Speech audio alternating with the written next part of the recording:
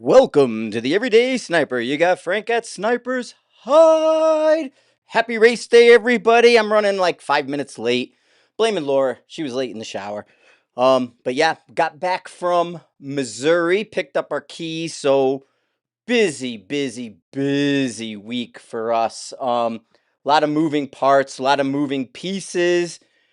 And so we'll bring you all up to speed. Chris was at Rifles Only. We were actually supposed to go to Rifles Only, and then the VA decided to schedule an appointment for Laura on Friday, so that blew any chance of us going to Texas. So last Saturday, I'll bring everybody up since we missed Sunday.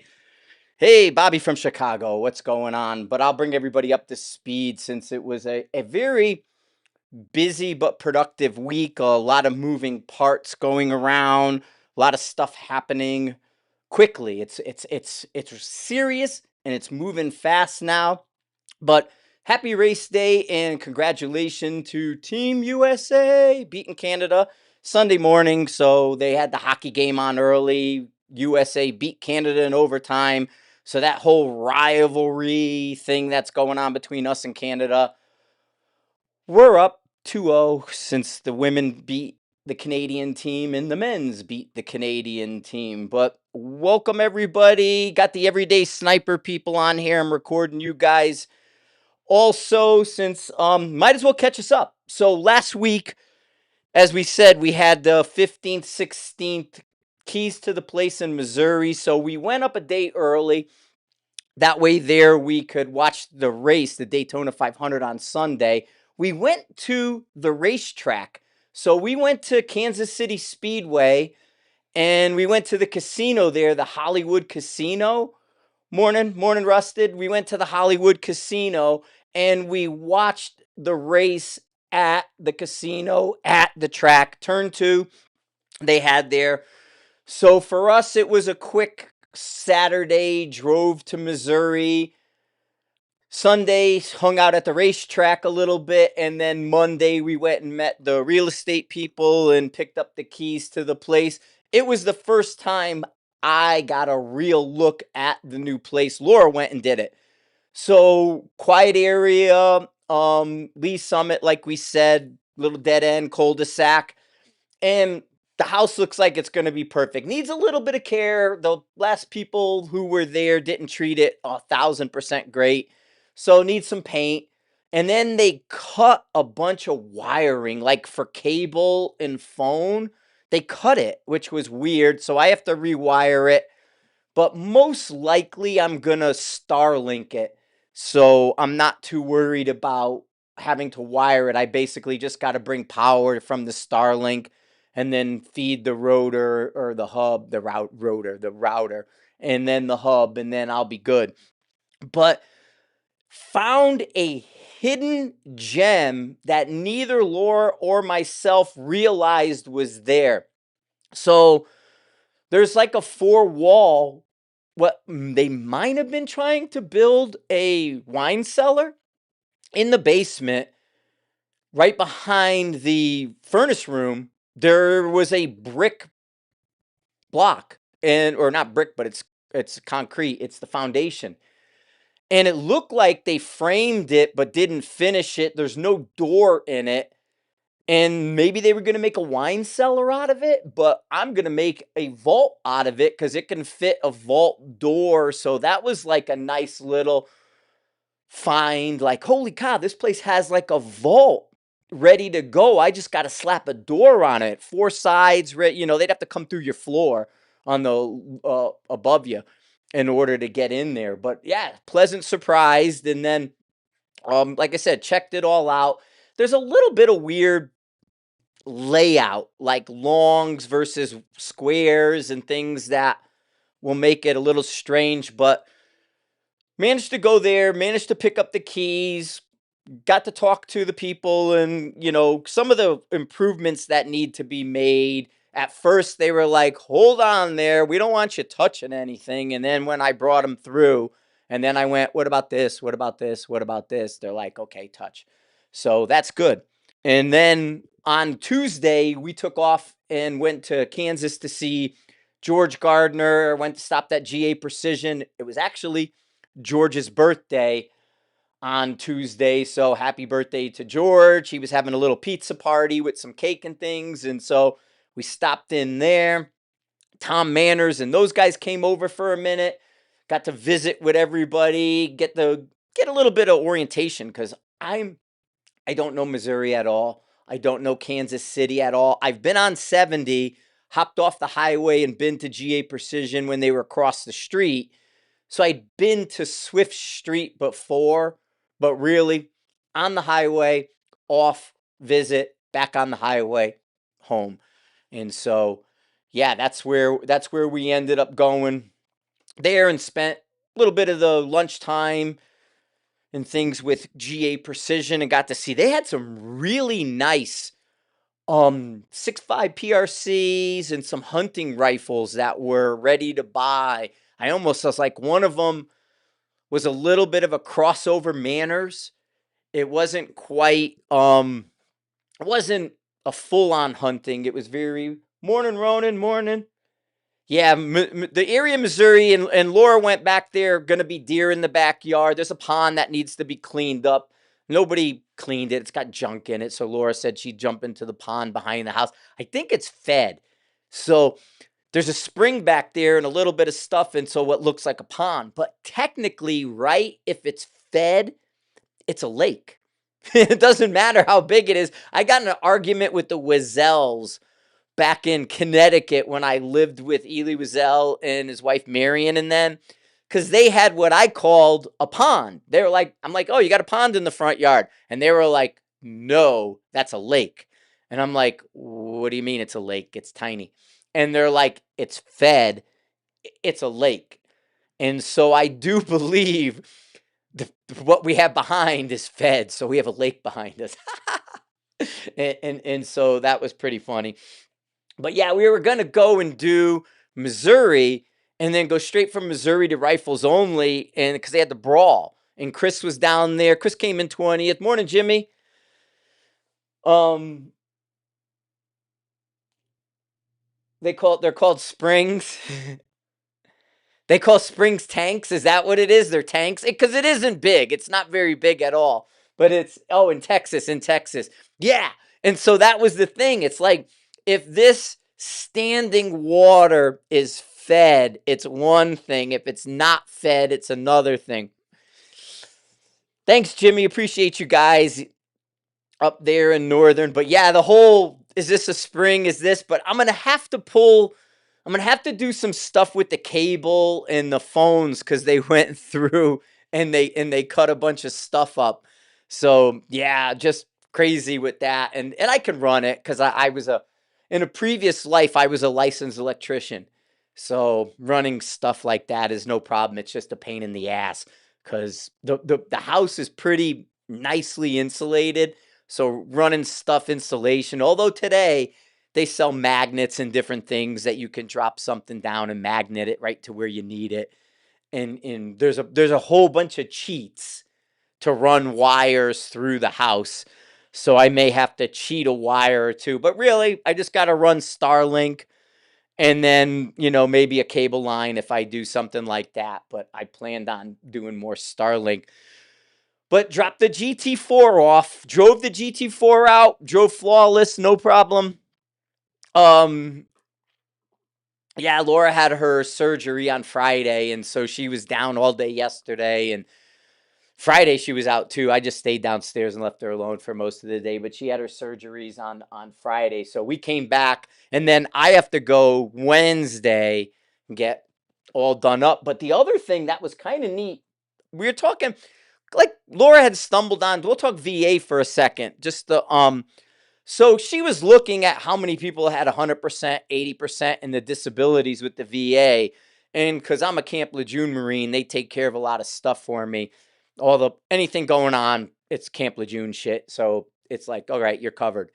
But we were looking at all this, the different VA things, and people are like, oh, VA sucks here. And it's like, we really don't have a negative experience with our VA program. Neither one of us have been in prior When I first came out here, I hated the doctors and who I had for the VA. Well, then that person left and everything, and then the Camp Lejeune stuff came back up.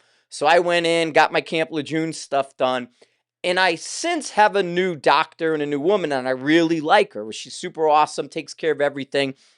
And I had to go in, and my nose is messed up and a different couple things. So I'm like, I need to go in for the beginning of the year, and then I need to move stuff to Kansas City. She already took care of everything. Like in 2 days, they hooked me up. I have appointments in Kansas City for mid-March. Like, I got a call, and I know I have to go in Wednesday. I have to go in. The vampires got to go get me. And so I have to go in Wednesday. So now the phone calls start, right? You get all the automated, hey, don't forget you got an appointment. Hey, tell us if you got an appointment.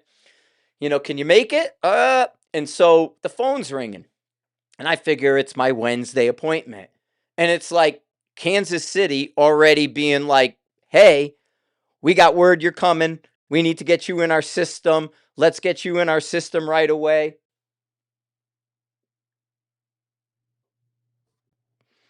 No, we haven't looked at anything yet. So honestly, we are really just first minute into the whole situation. So we'll see what the taxes and the whole. If anything, it would be Laura because Laura has a rating and a disability. I don't. I'm just a Camp Lejeune, and I can go in because I have a combat action. I actually need to go in and get ratings done for me. But on the Camp Lejeune side, I don't get any money. I just don't pay for any care. And so anything that goes in, like where she has a rating and she gets disability, so maybe for her, it would be because I don't think she has tax now as it is. So yeah, we'd have to see what it is more on her side. But I need to go in because when I got out, it was like 89, 90 when I first got out. In 90, when I had combat action, nobody else did. So it was just like, hey, you're out, you're out. And nobody thought of like, hey, you got that. You need to do these things. I never did anything. So I barely went to the VA when I had first got out of the Marine Corps. And now, like with the Camp Lejeune stuff they do, it's a completely different game for me. And so that was that was a game changer for me to go get care and stuff like that. So yeah, I like I said, we don't have a negative. And then even when we were at GA Precision, several of Georgia's guys, Sykes and Austin and different guys are on the disability line, 100% and things like that. So there's several people there who are on the VA. They all love Kansas City. So they feel the Kansas City VA system is very, very good. So I'm not really sweating that. But yeah, they already set me up for appointments. I did go, I tried to get my driver's license changed, but I had no mail. And it's still antiquated in it's like you have to show them a letter. Like it's like, hey, here's a signed lease. Nope, doesn't count. Hey, here's my Spectrum account. Nope, doesn't count. Hey, here's my gas account. Got to have a letter. So it's kind of funny where I said to the guy, I said, well, can I show you the account? And he's like, do you want the real star, real ID? And I'm like, well, yeah. And he goes, well, then you got to bring me a letter. And I was like, really? So I can't like pull up my apps and show you my account with the name on it. You want to see an envelope with a letter? And they're like, yeah, we have to have a letter. And so, yeah, I still think that's hysterical. But there's a Raytown had a little bitty VA or DMV license place 25 minutes from the house. And so now that I got mail going there and I set up services, and then the VA appointment should go to that address. I can go back out. I'm going to have to go out next week. So we got to start packing. We got to start moving all the little knick-knacky things like the rifle behind me and the stuff the what do you call it won't use, the or won't haul the guns and things. that the movers won't take guns or ammo. So we got to move guns and ammo. They'll take my vault, the safe. I could take my safe, but they won't take any of the guns or ammo. Yeah, I'll go get the rating, Tim. I know I'm gonna. I just, like I said, it just didn't come up and I really didn't need it. And then because now I get all the care and I don't get a bill, yeah, Laura's got to move all her plants. We'll have to do 2 trips. I'm sure we'll be 2 trips between now and we go out. I think we're gonna have to do 2 quick little weekend trips, overnight trips, where we'll spend 1 day there, drop shit off, and then come back. I don't really see any way around it.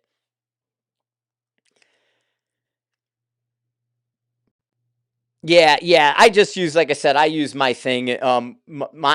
My woman doc, she's amazing. I really like the new doctor. Originally, Golden VA, I had a tranny for a doctor, and I hated he was terrible. He phoned everything in. I'd be like, hey, this, and he would just go over and go, okay, yeah, and then nothing would happen. And then like the one when I whacked my shoulder out, they set me up for physical therapy. I went to physical therapy. By the 3rd time, the physical therapist was phoning it in because it was free money. She was taking the IR thing, and just like 20 minutes of it was her with the IR while she's on her phone. This is her, And then I ended up, like, once that was done, I'm like, all right, I'm not going back there. And I went to a massage therapy place, and that was 1,000 times better. So, like, Jess, my doctor, set me up with massages and not physical therapy now. So I'm going to be set up for massages for my neck and shoulders, and I won't have to go to these phone them in physical therapies. Well, I'll just go in, I'll get, a 45-minute massage, get my neck and shoulders and back done, and not do this physical therapy where they're raping the VA system and they're, playing games with tools. I'd rather have somebody knead on me rather than just take a tool and swirl it around with infrared. It, like, you can feel the warmth a little bit, but it never really fixed you. Yeah. They'll sort all that, but yeah, it's just like I said, it's one of those things where process is moving. We're heading forward. Looking forward to it. George's range is going to be 25 minutes away. We talked to him about that. He already said he had Starlink and everything out there, although I carry a Starlink with me. I'm going to end up putting a Starlink performance on the house. I looked it up. I got it ready. I just got to hit send. And I'm going to end up going Starlink performance. And then I watched how they stagger the router to the mini router to cover the house and do all that. But yeah, I mean, turning real, starting to pack, got to do all those things. And so it's a little less it's winter too. We came back from when we were at Kansas, it was 50 to 60, a little bit of weather, like skirting around, but nothing really. The way back, we ran into a little bit of that weather. And then we drove out behind maybe.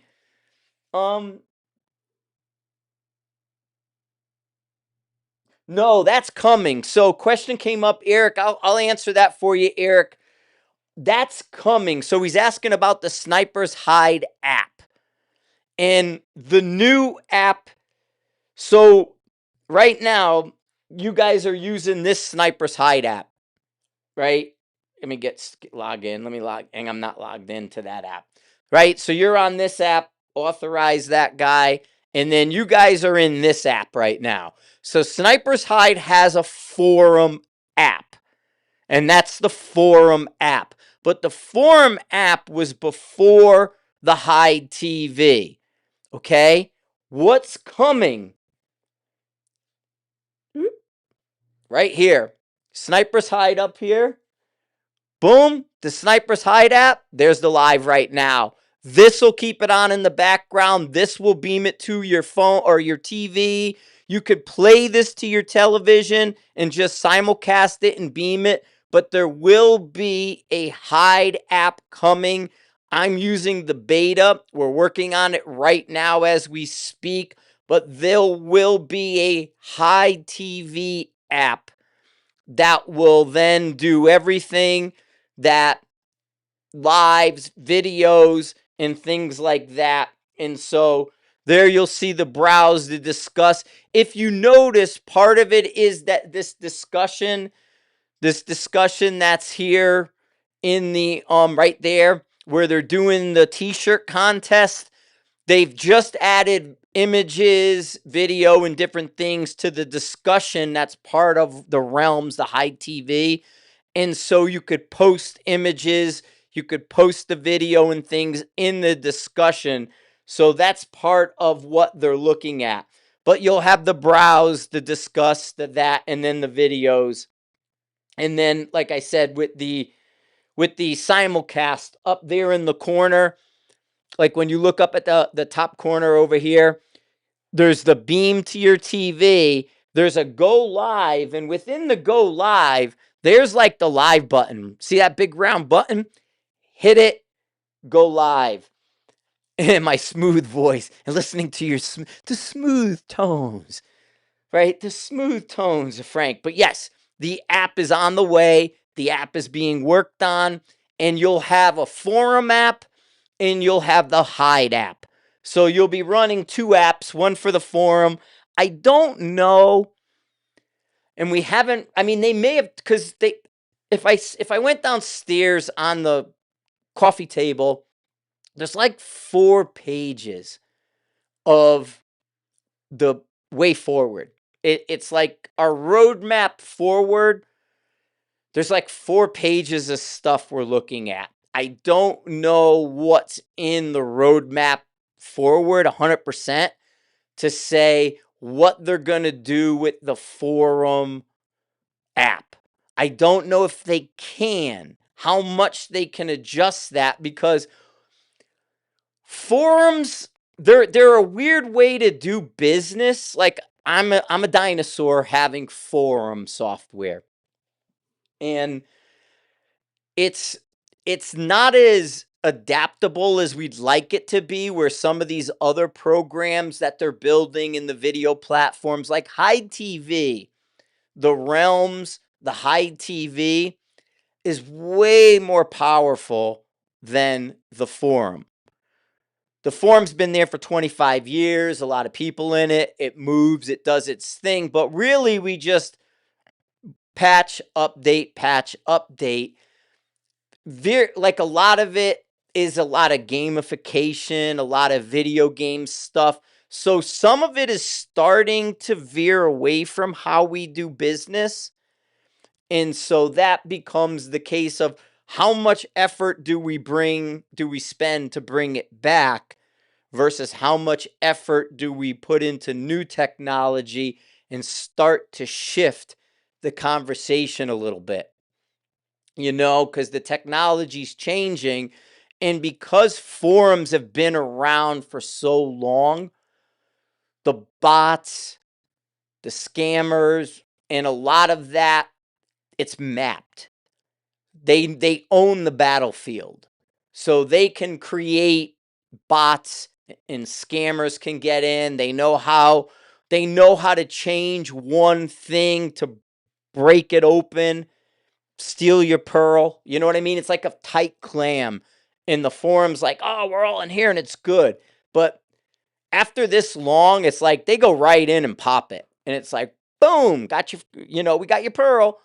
And so to secure things, it's why in the forum, guys, we were trying to get creative.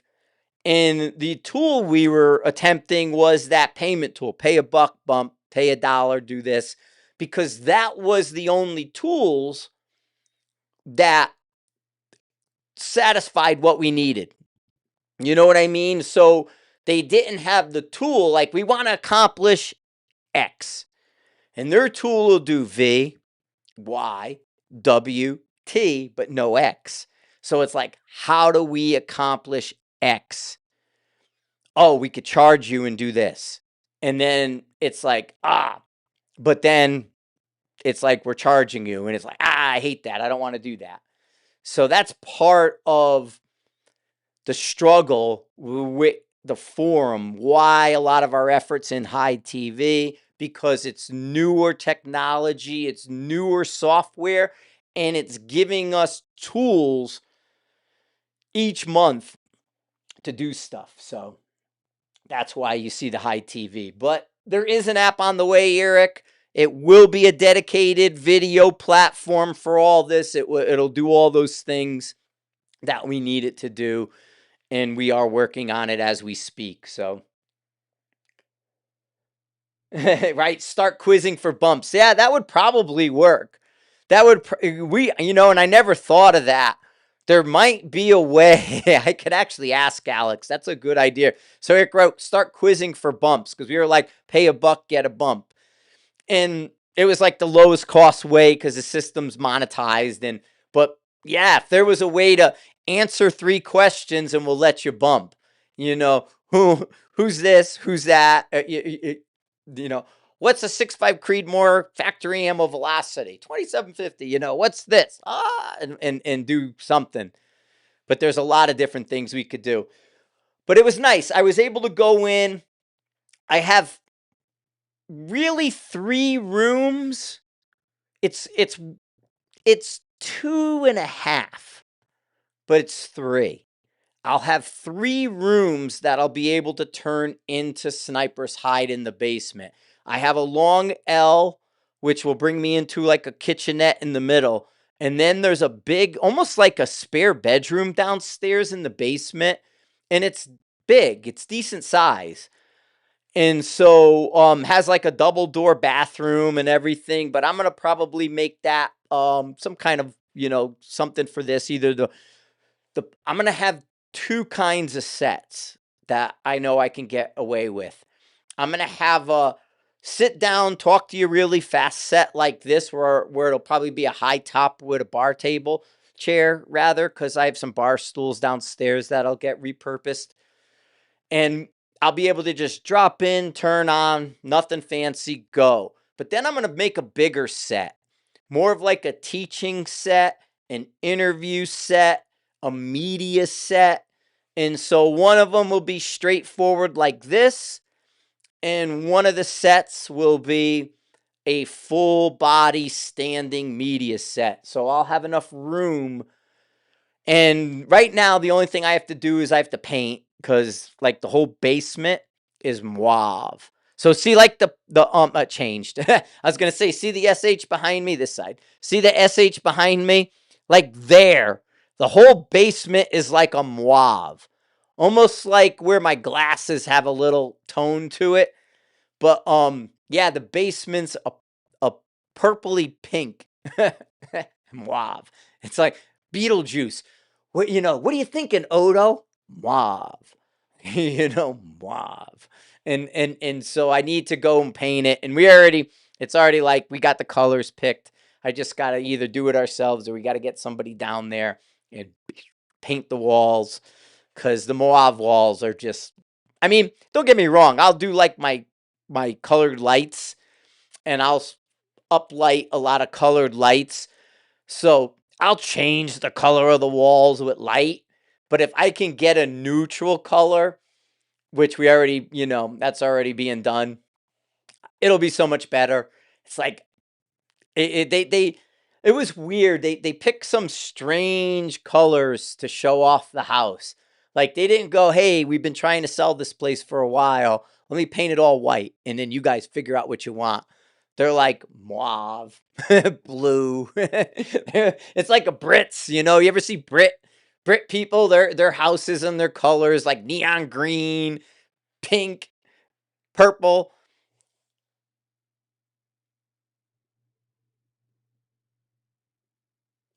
Yeah, super easy. Eric's asking a question. He says he took a break from shooting, and his range does not have 100% even number yard lines.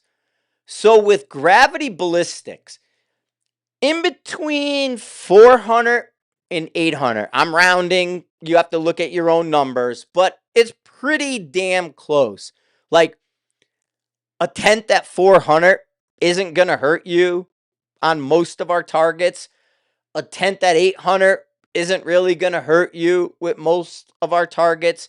So for Eric, in between 400 and 800, any odd yard line, 10 yards, 10-yard increments, is a tenth a mil. 410 is a tenth. 420 is 2/10. 430 is 3/10. 440 is 4/10. So if you have a target at 450, you add 5/10 over your 400. If you're shooting and you go, hey, these people have a 620 yard, 600 yard line, you know it's 2/10 over your 6. So you can subtract 2/10 and call that 600. You know what I mean? So for the odd distances, they're not unknown distances, they're odd distances. In mils, for the odd distances, you just add a tenth a mil per 10 yards. For MOA, it would be 1 MOA per 25 yards. Then you'd have to take that 25 and divide it by quarters. So what is that? Like every 7 yards it'd be a quarter. Something like that. You know what I mean? Even that, yeah, about every little bit off. And so roughly is how you would do it in MOA. MOA, because of the fractions, and it's, the base 10 translates really well. MOA, because of the fractions, don't translate. Same thing, meters don't really translate because you're moving into the next yard line. So your 800 is like 9, So that becomes a problem where you're actually shifted down 100 yards. And so it changes the numbers that way.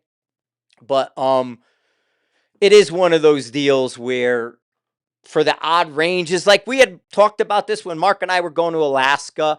Every year we would come back in the summer to Alaska. During our off season, Alaska would improve their range. And so they would add in a new set of targets. And one of the last times we went to Alaska, they're all excited to show us all the improvements. And when we show up, they're like, come on out, we want to show you. And we're like, okay, cool. What do you got?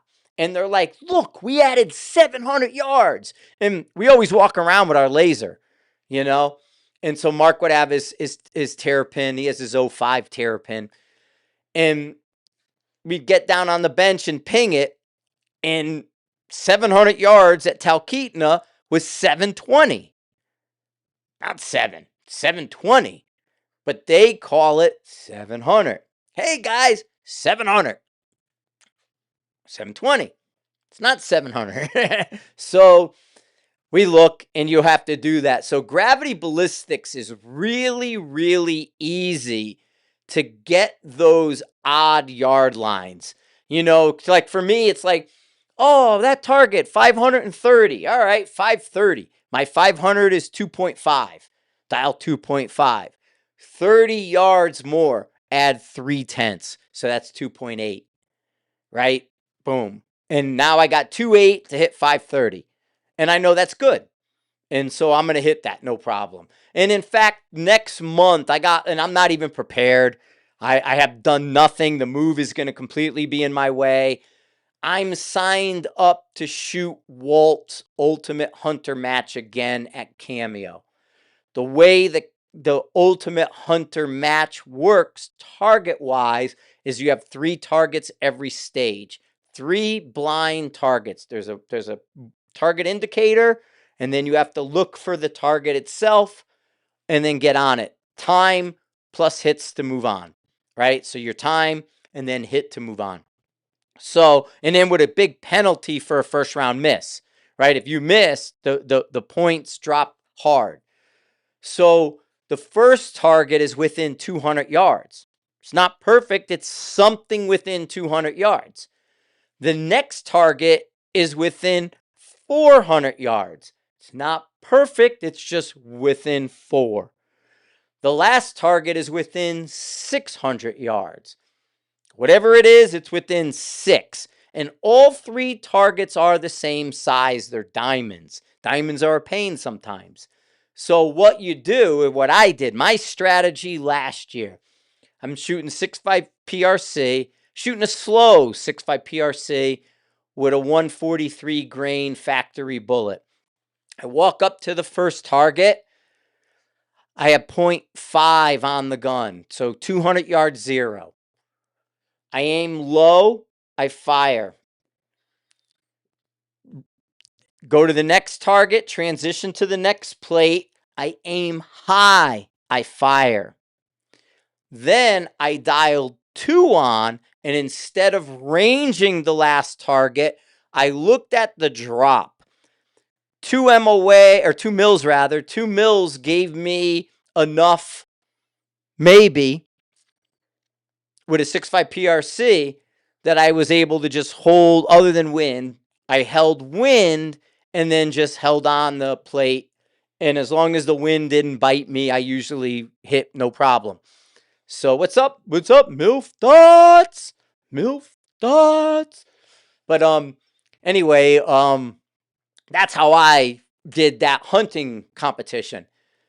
And so gravity ballistics will let you look at those numbers and say, hey, I need this. Hey, I need this. You know, my 5 is here. My 6 is here. It's going to be this much between them. How tall's the target? The target's a mil tall, or 0.8 tall in some cases. You can make up the error, right? Now, don't get me wrong. You could dial that on and nail it and not potentially lose that first round impact, because the first round impact, missing it, was a big point loss. You know, I didn't miss many first rounders, maybe 3 or 4. I ended up in Walt's match, and I've mentioned this several times. I liked his match had penalties. Like, they didn't stop you, and like, even a safety violation that I got caught for, I just got penalized. I didn't get stopped. So there was a 3 by. I had 3 different positions to shoot from. I had to shoot from here, here, and here. I ran up, shot to the first one. Well, I didn't lift my bolt when I went to the next one. I had my rifle downrange, but I didn't do my bolt. They just penalized me. So I had a point penalty. I didn't have a, oh, stop, you didn't raise your bolt. Oh, DQ, you didn't raise your bolt. You know, there was elements that weren't unsafe, just procedural. And I really like that transition from, that's not unsafe, that's just procedural. Like a procedural I got, I had a leg down on my bipod. I had to go back. I put my rifle down. I had to pick something up. I put my rifle down on the bipod. When I picked it up and the RO said, "Are you ready?" I said, yes. I didn't raise my bipod back up. That's a procedural, right? I got a procedural penalty. So at the end of the day, I had a few more procedural penalties, which I really like that concept. I mean, it's really hard to separate some of the better shooters. Excuse me, I got hiccups. Getting hiccups. My right side, that's why I had to go to the VA. My right side of my nose doesn't work. I'm not getting oxygen. And so that's why I'm getting hiccups when I talk, because I'm not breathing and my right side's clogged up and I can't breathe out of the right side of my nose. And so I'm getting hiccups all of a sudden. But anyway, so I like the idea of procedural. I like the idea you can go up and have something and instead of the ROs like pretending they didn't see it because they don't want to call it, because it's so minor. It's like you made a minor error, but it's procedural. So then they're like, boop, stage DQ, or boop, time, you know, whatever the case may be. Or they do one of these and pretend they didn't see it, you know? And so that's where I really do like the idea of that penalties, and then you got 10-second penalty, you got a 10-second, you got penalties. And so I like that, but I'm not prepared at all, and I have the rifle apart. I actually need to get out and change the scope and re-zero it. I had changed it to the Leica AM+6 for the Kalinox 2 video, and so I took off my tactical scope and put on a hunting scope. The AM+6 is a MOA scope. There's no way on the planet I want to go shoot that MOA at all. So I have to take that scope off and replace it with a mill scope, and then one with a reticle that I want to use. I mean, I could technically do a holdover and just range it and hold it. I don't need to dial it. Although in that context of coming from a laser to the back to the rifle, I don't think dialing versus holding would save me anything meaningful as far as time goes. So I could dial on and then hold it and do the wind like I need to versus just range it. And then Walt does not let you use a weapons mounted. Like I could really weapons mount, hold, weapons mount, hold, weapons mount, hold, and you could be dead on. But they don't let you weapons mount, hold, So it's like, I can't hit the button, hold, hit the button, hold, hit the button, hold, and be done, It would literally be that fast. It would be, boop, hold, fire. New target, find it, boop, hold, fire. New target, there it is, fire, boop, hold, fire. It would be that fast with a laser. So they don't let you use the weapons mounted laser in the Ultimate Hunter Challenge that I'll be doing next month. So I can't game it to that degree, right? So that's where, to me, because it's a limited number of rounds, I really don't get knocked around. I have a good break. To 6.5 PRC gives me that little bit that I'm looking for. I mean, I can go lighter. I could probably try like the 6 arc. I don't know what the power factors and stuff. I got to look at the rules again. I don't even know if I can get away with it with like the 6 arc and do it. I mean, the target's not past 600. Do an 80 grainer. I got that 20-inch barrel, do a light chassis or something and move it around. But yeah, like I said, I got a 0. I don't have anything put together.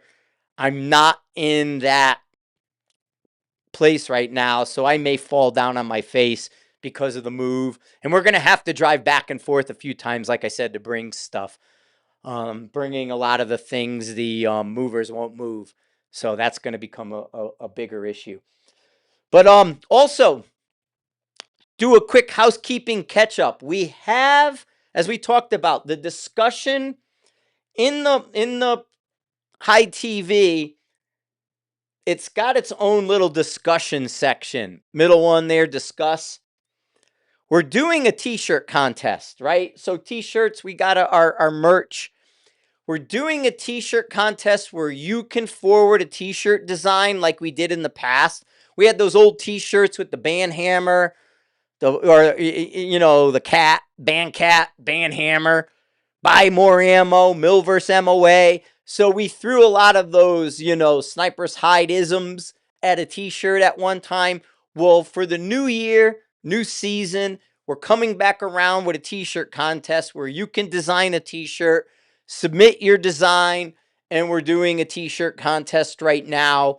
For that, give away free swag for people who do all, who submit and use the new system. So we're just getting you used to, hey, this works, kind of thing. And in the meantime, we'll design your t-shirt or do whatever. Like somebody did one of the guys wasn't sure, and I didn't realize they actually had fixed that. There's a little plus next to the send it button, and it has a drop down. And you could put image, video, and things like that. So it's not just text, it's image, it's video, it's different stuff. So go in, submit a t-shirt design. But one of the guys, he was like, hey, I don't know how to do my picture up. And I went, oh, let me look, because I didn't realize they had updated the system. And at first I thought it was in the forum. I'm like, oh, shoot, they're in the forum. Cool. Then when I went and clicked on it, I'm like, well, wait a minute, I'm not in the forum. Where am I? And then I realized what they were doing. So some of the Facebook people had reached out to me and said, hey, I can't post this image. So I went and looked and found it, where you hit the plus and it'll drop you down on the right side of that. But he had a like a camouflaged eyes, and it was like a jagged, peeking through a jagged look, and then it said Hide TV under it. It was pretty cool. I like that. I like that t-shirt design. Kind of like there. We should do a Lindyism. We were looking at some, because like Laura had seen the one Ben Alicia was wearing, and at first I thought they were the Dirty Kid. And I'm like, hey, we already grabbed, I want to say they grabbed one Dirty Kid that somebody submitted. There's a bunch of them, fast is fine, accuracy is final, and this was, smooth is fast, fast is smooth, or something. And it said, smooth is gay, fast is fast. And so I didn't want to like rip that off. And I'm like, no, let's do our own. But yes, some Lindyisms would be very good. And Lindy's so dry and funny. A bunch of Lindyisms, write it down. Let us know how that works out for you. And so I probably should do the Frankism too. Find it with your eye, kill it with the scope again, and redo another one of those like Kalen and them did with the Mafia shirt they did for me, which had my face on it with the Godfather logo holding an AI. And then it said, find it with your eye, kill it with the scope, because that was a Frankism from Rifles Only. But I need to get a bunch more isms and throw those shirts. Yeah, you don't need, I mean, you can true it to within 1/10. Eric's acting about truing within 1/10. Think about where you are. 1/10 is 1/3 of an inch. Does it stack up to a measurable number or not? You would need 3/10 is going to be a minute. And then how many yard lines before you start to see enough vertical where you might miss? Now, do we try to true to the nth degree? But if you have a yard line, this happens all the time. So talking about true in your apps and stuff, you'll go through and true, 5's dead on, 6 is dead on, 7's 1/10 off, 8's 1/10 off, 9's 1/10 off, and 1,000's dead on. It's like, what do you do about that 7, 8, and 9 being 1/10 off? I ignore it. 2/10 I might do. 1/10 I don't always do. 1/10 I might. And you know where I usually go?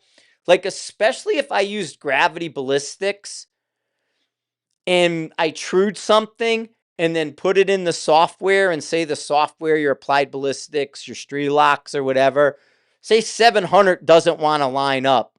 I'll usually just say it's probably right.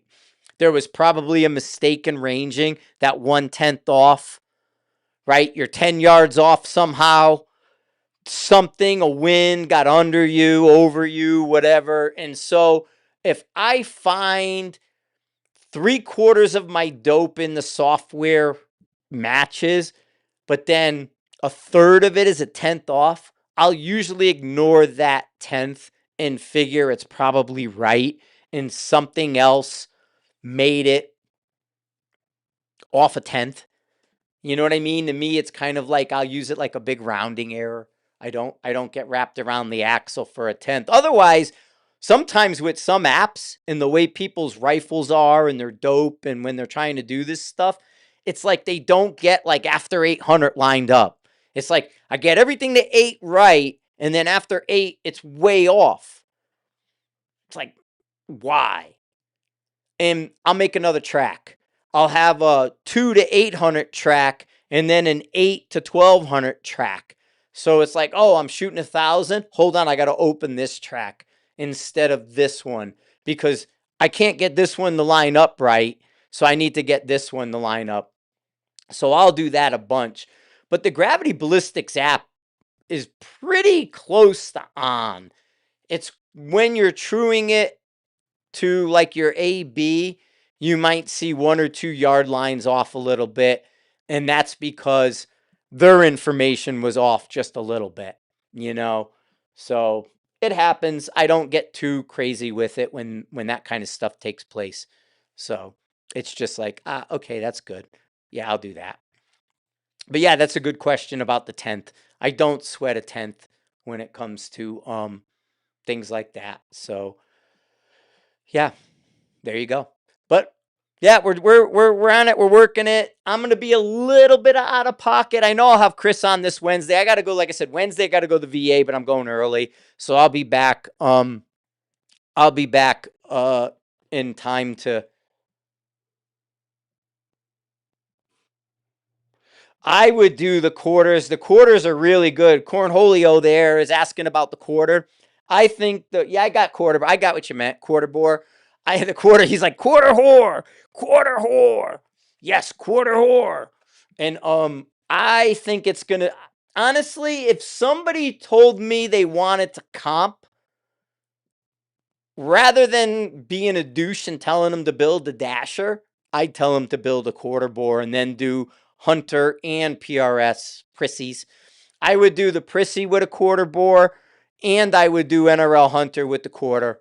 You know what I mean? I if I was gonna build the one gun now, rather than build a 6 dasher, say, right, like me, I'm doing the arc. I like the 6 arc. I think I can have a lot of flexibility with the arc. If I want to be competitive with the arc, I can hand load the arc and spend very little money, and I can easily get 2850 out of a reasonable bullet. 105 to 108, 109. I could do that no problem in a 6 arc. So if I hand loaded it, if I need 2850, I can get it. But like the people who are telling people to buy a dasher, it's like, oh, I want to shoot Prissy. Go get a dasher. Dashers are dumb. It's like a single use thing. What are you going to do with it? But that quarter bore, I really do think, and I like quarter whore. That quarter whore, I think, will give you a lot more flexibility. It's the same dope as a dasher, 3.2 to 6, right? It's going to let you hunt. It's going to let you UKD. It's going to let you Prissy. So to me, the quarter bore will be a bigger influence or investment. As well as that, you're going to see bullets, or not bullets, guns come out in quarter bore because it's Sammy. Where they push people now, you got to build it. You got to have a custom. And then don't get me wrong, switch barrel caliber. Go buy a Terminus, switch a barrel on, and you can make a dasher. I get it. But if you want it done right, if you're going to build a bulletproof gun, you're going to spend the money. I think you're going to be able to buy that quarter bore. You're going to get that factory ammo. You're going to get yourself up and running faster, and you're going to be successful sooner without the hand loading curve, bell curve hand loading, right? Because the only curve you have with the 6 is if you hand load it, and you're going to custom gun it because there's no Sammy spec, no factory gun. You got to hand load it. You got to buy the tools to make sure you got the necks right and you're doing all the stuff you need to do. Now, I get it. Load development's easy. You're going to drop powder and you're done. But you still need the tools to get that there. Plus magazines, feed lip straightening, and everything that goes along with a 6 in that configuration. To me, quarter bore, 25 Creedmoor, boom. Why not? You could do NRL Hunter, you could do Prissy, and interchange between the two with one rifle. And set them up similar, right? Put weights on for Prissy, take weights off for Hunter. Super easy. So I do like that quarter whore that you're looking at. I think it's a good caliber. I think it's accurate. I think it's a nice node, and everything I've touched around it, I'm enjoying it. So, how's that? Sound good? Quarter whore. She's a quarter whore. That's kind of fun. I didn't bring my coffee and stuff. I'm out of things to drink. Oh, I got a iced tea over there. I'm thirsty. Then, like I said, I had a rough, kind of a lot of moving parts, a lot of driving up, a lot of weirdness as far as the back and forth. I was friggin' nuke this week, but I got to start tearing shit down, taking apart all this stuff. Right. And that's the thing. Nobody, and I agree, Cornhole is talking about a 6 Creedmoor. Nobody downloads 6 Creedmoor. Like, I mean, we got a lot of 6 Creedmoor here because when Laura showed up, she was shooting 6 Creedmoor. So I probably have 5 or 6 Creedmoor Terminus barrels, 2 for me, 2 for her, and then 1 or 2 running around. But they're 3,200, 3,150. And nobody downloaded the 6.5 Creedmoor or the 6 Creedmoor. I'm surprised, like, when you watch the Dasher drama, it was drama. They didn't feed right? No necks. There was a lot. I mean, why did they, and I mention this all the time, why did they go through the effort of a 6GT if that was such a turnkey solution? Because it's not a turnkey solution. So the 6GT was to turn a Dasher into a turnkey solution. I agree with that. Go buy a 6GT if you want to go down that 6mm route, right? Don't do a Dasher. Dashers are dumb. And so to me, that quarter kind of is that, but nobody ever really downloaded nobody made a 6 Creedmoor 2850. Like maybe I can look and I just never did because I wasn't hand loading at the time. But I don't remember anybody really having a 2850 load out of a 6 Creed without hunting for it, like looking for it. Do you have a Cornholio? You got a like a 2850 load with your 6 Creed, or are you still at 3,000-ish? Where's your muzzle velocity for your 6 Creed? That's where I would be curious to know. Right? RPR and 25 Creedmoor. Ruger! What's that? Mark. 25 Creedmoor in a Ruger RPR would open the floodgates. Absolutely. An RPR and quarter whore would open the floodgates for people. That would be pretty darn amazing. So yeah, definitely. So that quarter whore is a good time. But yep. So we'll be back. We'll get a match breakdown from Chris. I talked to Chris for a minute yesterday at the end of his day. He told me he had an issue with 2 stages and that dropped them because rifles only. Everybody, the competition at rifles only, 2 stages put him at like 20th right there. And so I'll let him break that all down and discuss where he ended up. But him just coming from rifles only this past weekend, ended yesterday, we can get a nice Wednesday night after action from rifles only's brawl when Chris is back in Colorado. He's flying back today, I bet. So I didn't get a chance to talk to him much. But yeah, so I do think that's a better direction to go. And I know they got the 135 match ammo and the 134 ELDX, the hunting ammo in that quarter bore right now. So there's 2 flavors of ammo, factory ammo for the what do you call it? Quarter whore. Right? But yeah, I think it's a smarter choice. If you're going to do the 6mm, I think that GT is a good way to go. I think the ARC is in a bolt gun. I think the ARC is so much fun. No recoil, a lot of flexibility in ammo. You can do multiple things. Like I mean, you really can't underestimate the 80 grain at 3,000 feet per second out of a bolt gun, and the 80 grain had an SD of 6 factory out of my terminus. So even if you were like, oh, I don't know what I want to do, but there's a local match and I want to go try it, just go grab a case of 80 grain. And 80 in 6 arc being small frame AR is going to save you money over Creedmoor, right? The Creedmoors, they're all going to be in that $32 to $38 a box. The arcs are going to be closer to 20 because it's small frame AR. And then when you go to the VT, the 80 grain, it's even cheaper because it's a varmint load and they don't think of it like a match. But running that varmint load, that SD out of that factory ammo was a 6, single digit 6. Like, god damn, that's a 6. I need that. So, yeah. Gotta go. Thanks, Frank. All right, Eric, have a good one. Have a good day. You guys enjoy race day today. We're at Atlanta. Racing in Atlanta. They had qualifying was rained out. Great races yesterday. They had the truck race yesterday, and they had the Xfinity, or not, O'Reilly yesterday. The O'Reilly was yesterday, and the trucks were yesterday.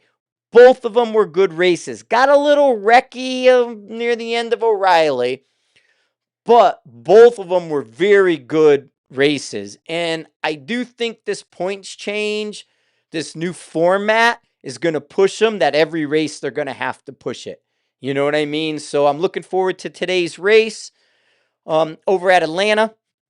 And we'll be getting ready to watch that guy this afternoon. So happy race day. Who's your predictions? I got to talk to Grok after the end of this and see. Because I had questioned Grok and he was hyped on Denny Hamlin. And I was like, no. So we'll see where he goes. I think Briscoe might do better, although he got wrecked out. And now with this whole reverse field, no qualifying, some of the guys who had all the bad luck in Daytona are back at the pack today. And Atlanta's still semi-super speedway. There's that one area where they're not, like, if that car on the inside doesn't drop down on that one curve and go straight, they wreck. And so he's got to drop down in the curves there. Otherwise, you might see a couple wrecks in the curve over there. But should be a good race, good time. And looking forward to it. But yeah. Is Cornholio still on or did he leave 7 minutes ago? He never answered me what his muzzle velocity was. He says, I went with a 6 Creedmoor and loaded it down with R15, but he didn't give me a number. He didn't give me his loaded down number. So I don't know what it is. Who we got? Oh, my cousin.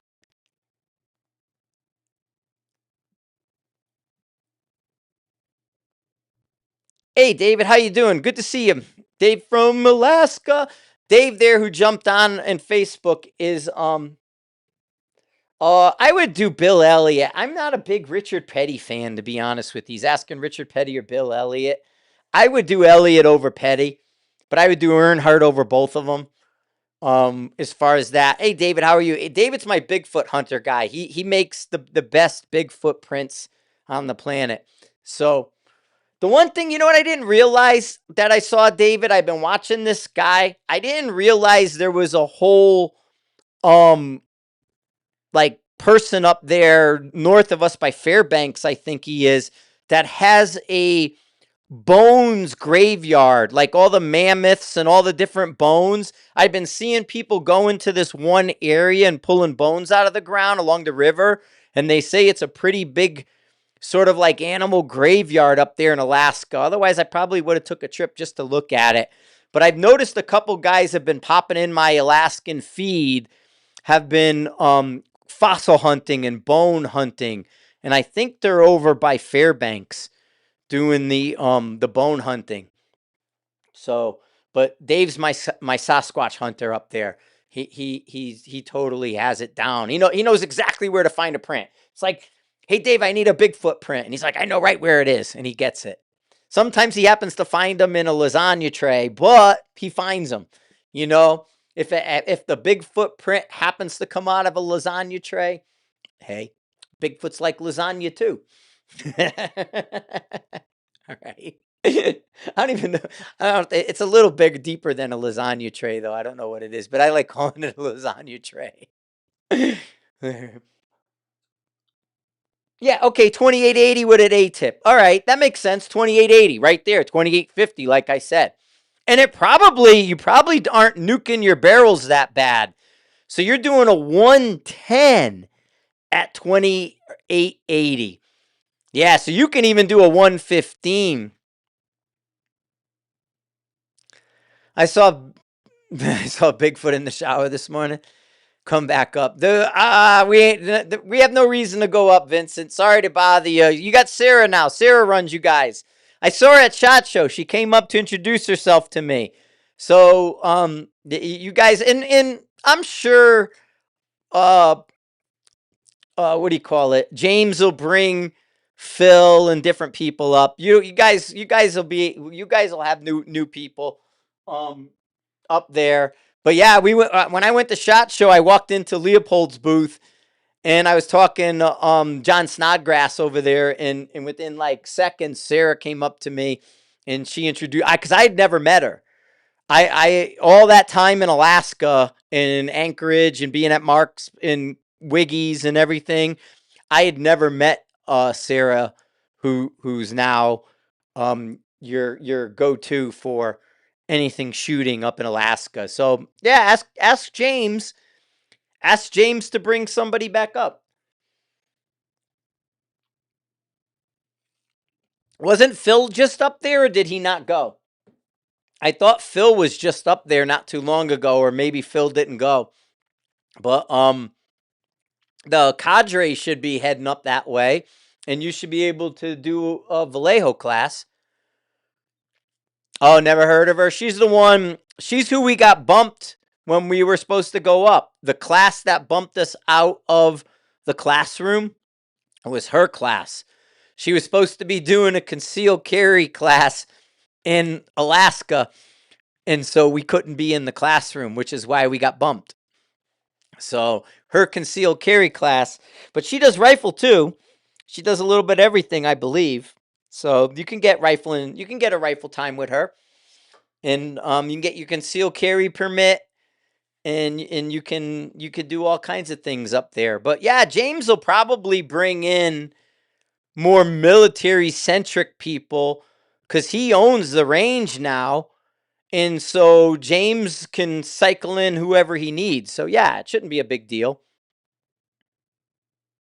I thought Phil was up there right after, not too long after we didn't come up. I thought Phil came around September or something, or the cadre guys. Maybe it got canceled too.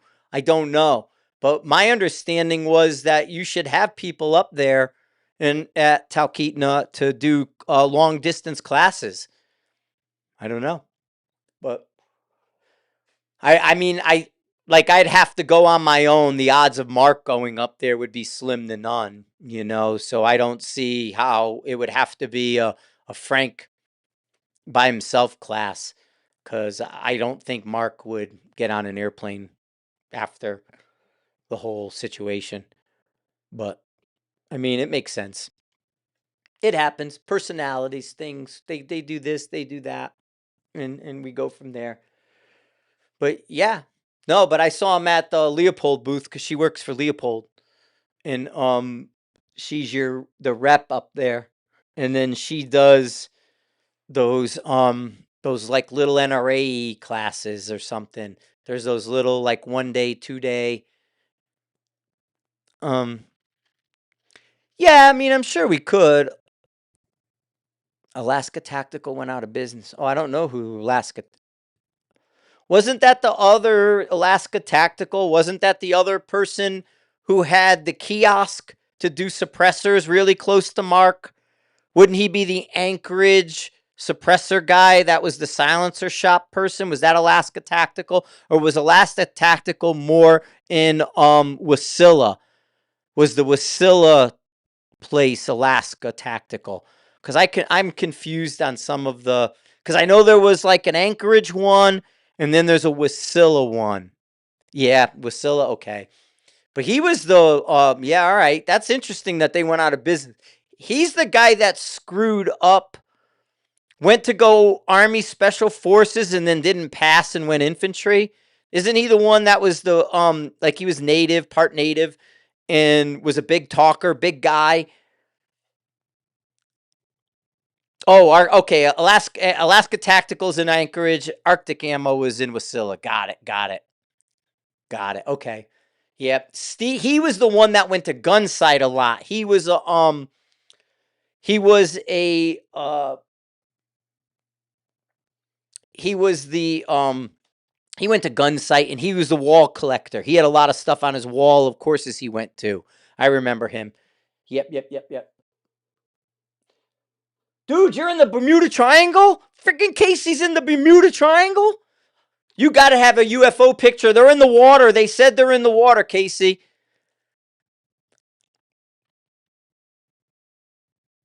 Yeah, yep. So Casey's in the Bermuda Triangle. Man, I like Trump did at UFOs, right? Did you see it? I was away. And I don't believe him in it. He's going to say anything, but Obama's like Obama's like, "Hey, ma'am, yeah, sure, I seen shit about aliens. Ooh, maybe I shouldn't have said that." And then he's like, "Yeah, oh." And then Trump's like, "You're not supposed to talk about that. Maybe I'll just tell y'all." And so balls deep in the Bermuda Triangle. Nice. But it's daytime. Can you really see anything during the day? You need to be in at night, unless the vortex hole opens up and you fly through and you end up with one of those people back in time or something. Like if you see a bunch of World War II planes just flying around there, flash them your light and make like Morse code with your camera flashlight. Like so like if you see a bunch of World War II planes, you got to be like, beep, beep, beep, beep, beep, beep, beep, beep, beep, beep, beep. Right? You got to have to Morse code them and do some kind of Morse code for the World War II. Yeah, you can't see anything. It's probably all clouds. Have you seen have you seen any refuelers going Iran? Have you seen a line of military aircraft going to the Middle East? There's supposed to be like a continuous line of C-17s and C-5s going to going to the Middle East right now. So let me know if you see a line of contrail of airplanes flying across. But honestly, I think like the tech is that our tech. They just showed, I don't know if you guys saw it. Japan is or not Japan, China. China's launching a satellite that looks like a oh, the sky and the sea. Yeah, yeah. No clouds? Why couldn't you see your stars? You can't see stars or nothing? You should see the Milky Way. You're above everything. Or was the sun or the moon bright? Maybe. Oh, classified. He's like, that's classified. They got flight trackers. There's 10,000 friggin' accounts on X showing you the flight trackers. And they're like, this plane is this. This plane is this. This plane is this. Classified. What's classified is the direct energy weapon they're going to freaking vaporize and make a parking lot out of. You know, whoa, direct energy and do all that. Love to talk. That's all they. Oh, yeah, but it's Alaska, dude. Vincent's talking about like a gun shop that loves to talk. Lots of stars. Yeah, it's nice out though. Being able, and we're supposed to have a blood moon thing. I found. What did he say? Hey, I finally found my new M-lock rail for my RPR with this. Oh, okay. Got it. I was wondering what that was. No moon. No moon out. But isn't it supposed to be a blood red moon tomorrow? Or no, that's March 3rd. Never mind. March 3rd is supposed to be a blood red moon or something. No, they never do. You got and you're moving a little bit. I don't even think you can do a night exposure because you're moving. It would probably smear the stars or something. So I don't even think you can do it unless there's a way to mount it. And maybe if you mount it on the windscreen there and night, it might give you an illusion you're not moving, but I would bet you would smear them, right? If you tried to do a night shot. But, it happens. But Kansas City will be my new airport. I won't be Denver no more. I'll be Kansas City Airport. So won't be doing the Denver flights anymore. So hopefully that'll go a little bit better. March is the blood moon. Yeah, that's what I thought. But yeah, the UFO thing was crazy. What they gotta just declassify Antarctica for us. And that guy was full of it. I already mentioned that. But yeah, Trump friggin' busting out UFO stuff. He's like, oh, maybe I'll tell you about it. And everybody was like, my entire feed. Oh, it distorts the image. Yeah, that's what I thought. Plus, I mean, it's not like you're not going 500 miles an hour. So there's gotta be a little bit with the camera. The sensitivity on the camera has to be able to read that you're moving 500 miles an hour. So I would have to think there'd be a little bit of streaking depending on how long the night shot took but yeah, your windscreens are way too thick and you probably get weird distortion-y. But yeah, that cracked me up for like days. I put my phone down. I was like, when Trump said something, like the next 24 hours, it was like, Trump, UFOs, Trump, UFOs. I was like, what the hell? Woo! I was like not watching any TV or any of my phone TV. Yeah. Any of my phone because it was just too much. Too much of it. You just got to let me know. I need to be like an A pilot for you when you do an over Antarctica trip. I need you to fly over. Declassify the Denver airport. Exactly. And they move now that the gargoyle is moved around and they turned them back on. So you can actually get the gargoyle to do stuff because they got the gargoyle and baggage claim coming out of a bag. And they used to hide a lot of those. And I do think since they've remodeled it, the weird painting is gone. I haven't seen the weird painting. The gargoyles moved. And then they do they do have signs that push the conspiracy theories that are on the walls that are blocking the construction because DIA is completely. Yeah, Oak Island's getting. I think something's going on with Oak Island. I think they found something and they did an uncommon break in the season.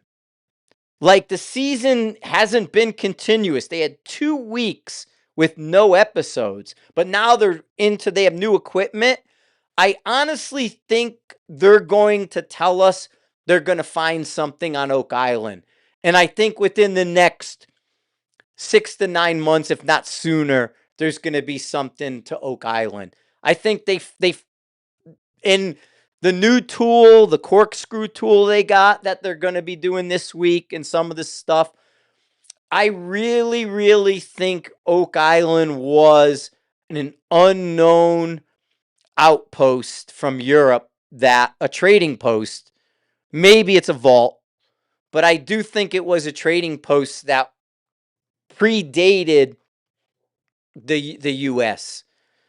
I think they're going to find 1300 just prior to 1492. I think they're going to find those guys were working pretty hard for plus years and that Oak Island's going to pop. But they skipped 2 weeks of Oak Island and I don't know why.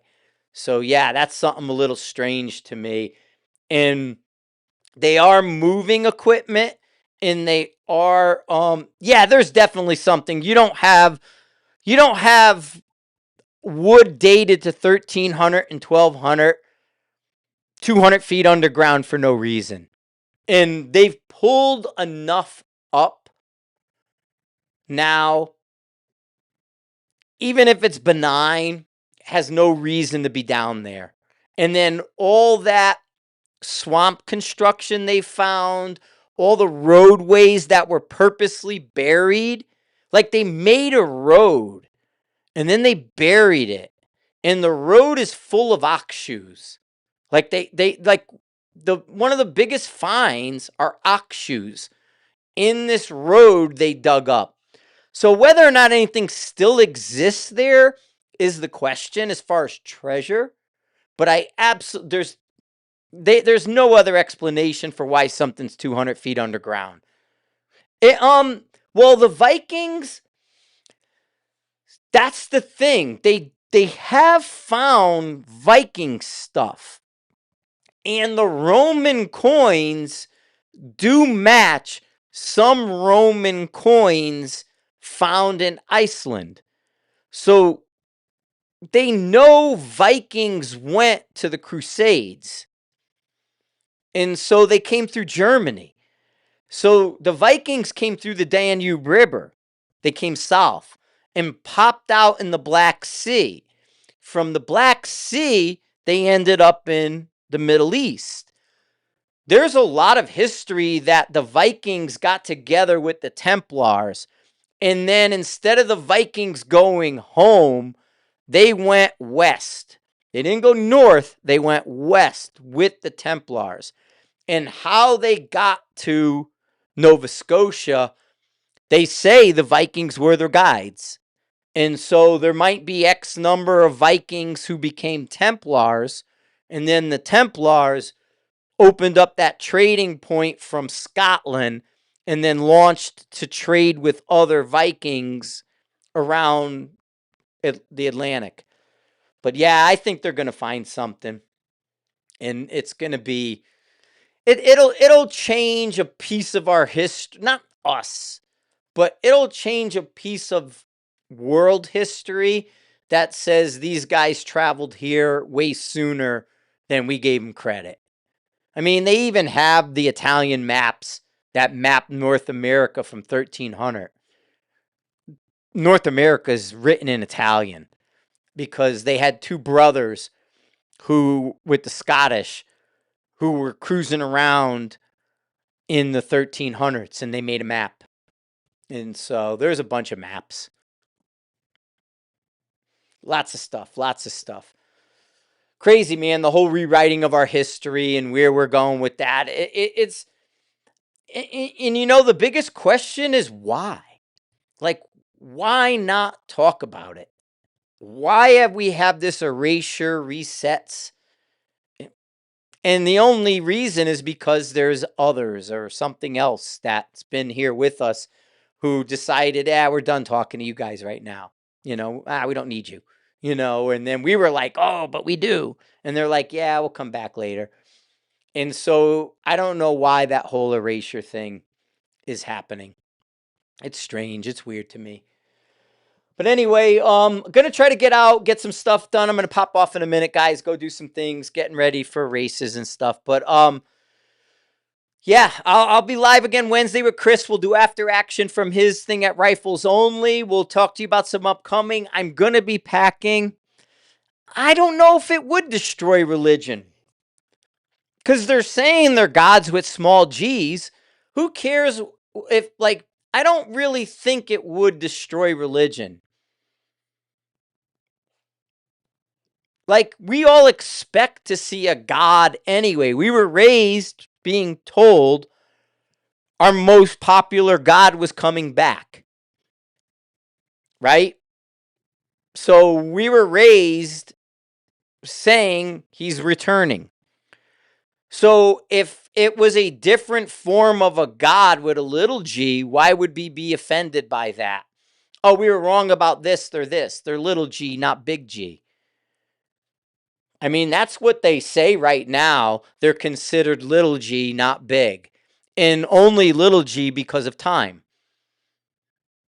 You know? And so if they were us a million years ago, and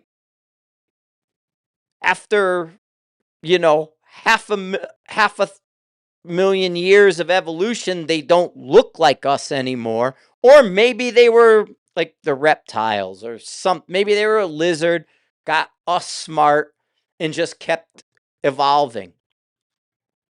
Right? So they're pre-us. Well, if they're that smart, been here that long, and they're pre-us, Gods with little g's. That's all. It doesn't have to be a big G God. Be a little g. I don't know. You know what I mean? I don't really see how the world would be offended. The only thing is it would break. It wouldn't break religion. It would break power centers. Because for me and you, it wouldn't change anything except who might be in charge. Right? We don't talk to the president. We talk to our ancient overlord who acts like a president, but maybe worse, maybe better. I don't know. Maybe they come back and they're like, cut that dude's head off. I don't like him. Cut his head off. I don't like him either. Cut his head off. I don't like him.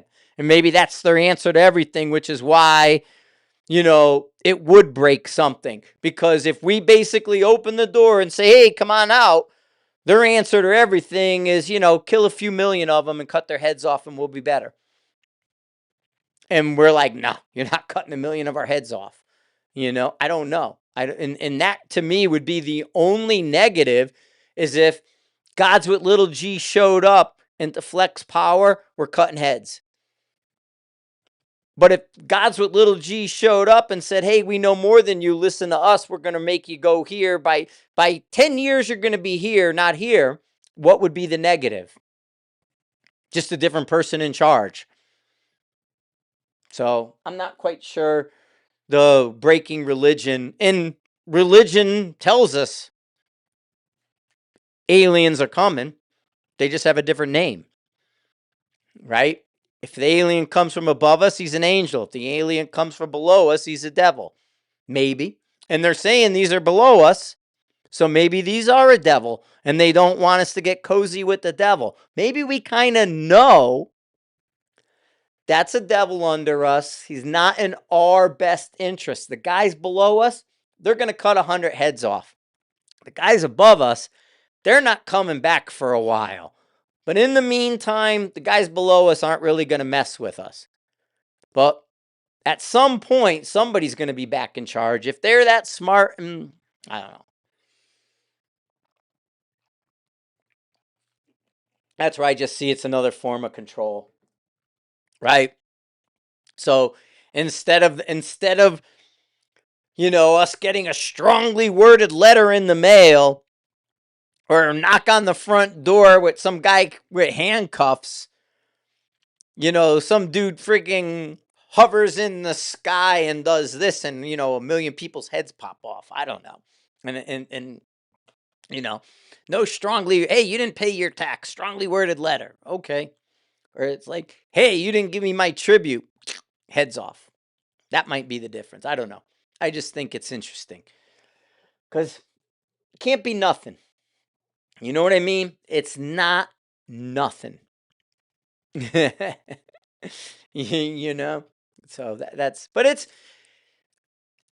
the number of distractions are like insane. But it's, I don't know. I don't even know where to go with it. It's just so crazy. Like, it's like, hey, don't look here. Look here. And it's like, okay. And like, they want us numb. Have a beer. Watch the United States beat Canada and start drinking beer at 8 a.m. You'll be fine. Right? Meanwhile, there's some guy in the back room. Yes, it has to be something. Exactly what Vincent's saying. It has to be something. But that's why they want us drinking, shower beers in the morning before we watch the game. Because then you don't ask silly questions. Like right now, we're rewatching Babylon 5. And that has the ancients coming back, the shadows. But the Vorlons are like the ancients, and they're like angels. And they said, if you see him, no one's ever seen a Vorlon. But then they said, if he takes his encounter suit off, who would recognize him? His answer was everyone, because he's an angel to everyone. Whatever you are or whatever you follow, that's what you see. So if you're in Babylon 5 world, if you come from a different planet and your god is, beep bop, beep bop, when Vorlon takes his hat off, you see beep bop, beep bop. I might see Jesus. And so that's kind of how it is. And then the shadows are coming, the light and the dark. But the shadows did come from underground. So they came from inside the planet. Okay, cool. But yeah, yep. So that's kind of where we're at. All right, guys, we're gonna be on Wednesday. Again, the Hide, the app stuff's coming. T-shirt contest over there. New videos, new channels. Black Plague guy. Mac from Black Plague, we got him on there. We got new channels signed up on Hide TV, new videos up, new content, varying content, right? We're varying the content. We're throwing all kinds of stuff. If you want a channel on Hide TV, reach out to us. Let us know. We'll build you a channel. But yeah, we got all kinds of stuff happening. I will be around this week. Like I said, we're going to be doing our live Wednesday. We're going to be catching up. We are in the middle of a move. March 9th is my official kind of move. So between now and March, there's going to be a lot of scatteredness with my account here and what's going on. So it may be a little inconsistent. That's why we have other channels for you to watch. Chris Roberts, CR2, is posting the lessons up on Hide TV on how to make video content for shooting, for social media, how to go and use your phones, use the different tools. So we're doing that 8-part series on filming gun tube content. So people, if they want to create a channel, if they want to learn how to do this, if they want to get some really basics down quick and easy, CR2 has it on Hide TV. So there we go. That's where I'm at. I'm going to try to get some oxygen to my nose so I don't keep hiccuping like that. But we are moving forward. We are getting everything done. It is going to be, for about the next 30 days, it will be a little bit of disjointed because I'm going to be here, there, back and forth. I got to bring all these little things and scoop them up, drag them to Kansas City, put them in the new place. I got to paint the new place. I got to decorate the new place. I got to set up the live studios in the new place. So we got all that stuff happening and we'll be there. All right, guys.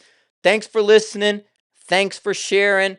Thanks for being part of the Everyday Sniper. Thank you guys live. I do have some interviews lined up. I just have to be in one place to get them done and then get people. But once I'm past this about 30-day of mess with the move, look forward us to jump in. But the Everyday Sniper people, I got you covered. I can do some simulcasting this way, so I appreciate it. Again, thanks for listening. Thanks for sharing. Thanks for being a part. We are out.